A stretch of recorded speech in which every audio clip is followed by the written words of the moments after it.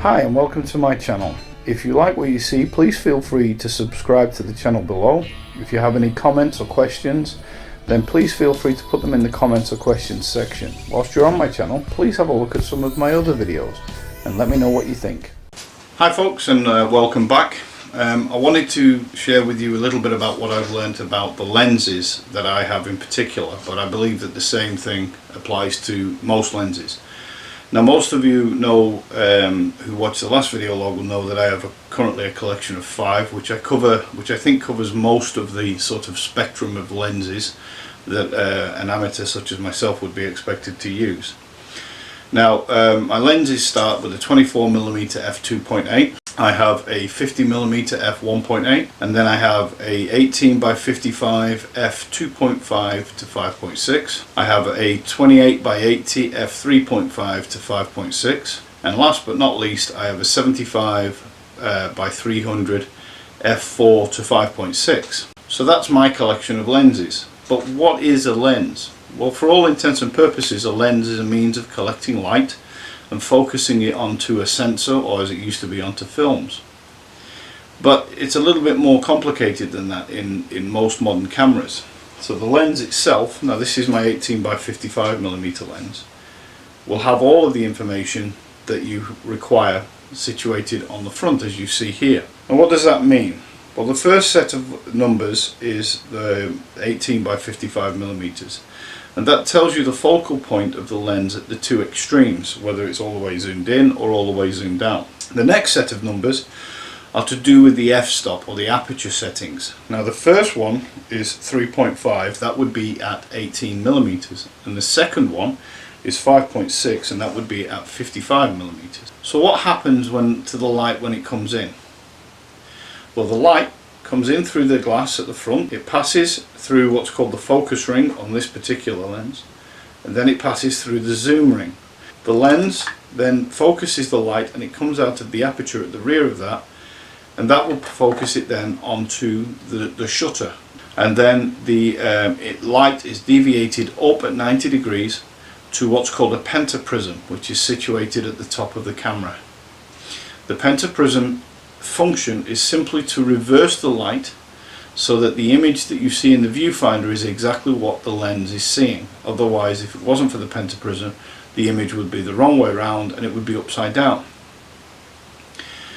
When you press the trigger, the shutter moves out of the way and exposes the sensor to the light that you have seen coming in, and that's how the image is captured.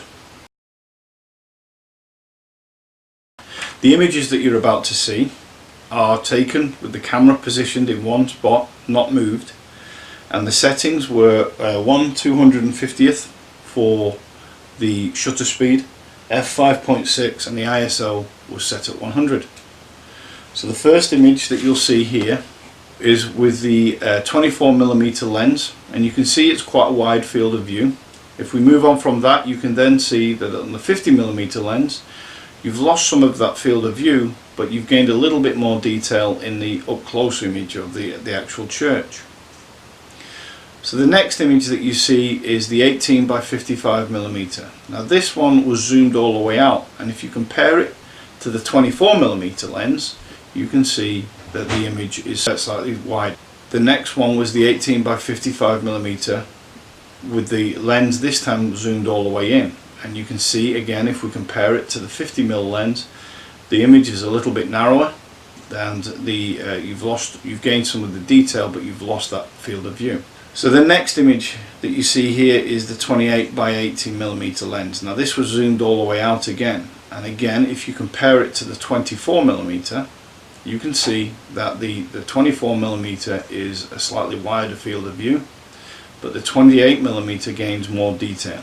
And then if you zoom in on the 80mm, again you can see that it's slightly wider compared to the 50mm.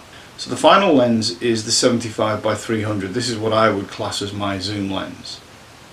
Now the 75x300 is a very good lens, but if you look at it here where the image is zoomed all the way out, you can see that you're a little bit closer to the church than the 50mm, and not quite as close as the 80mm zoomed all the way in. And then finally we have the 300mm, and you can see here that you're able to pick up quite a lot of detail in the image. It is off center, but I didn't want to move the tripod. I've learned that the lens dictates, or sorry, what you want to do dictates the type of lens that you pick, and it can be as simple as picking the right lens for the right job. So for me, the 50mm is great for portrait shots, whilst the 28 by 80 or the 18 by 55 I might choose for landscape. The 24mm is what's called a pancake or a prime lens. Now the prime lenses means that you can zoom in quite close and see the image as you can in this one. I hope that's been helpful to you. I've certainly learned a lot. I decided on this experiment whilst I was out walking my dogs.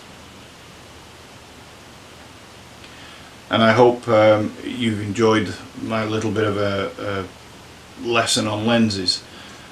If you like what you've seen, please feel free to subscribe to my channel, and I will see you again soon with another hopefully intuitive lesson.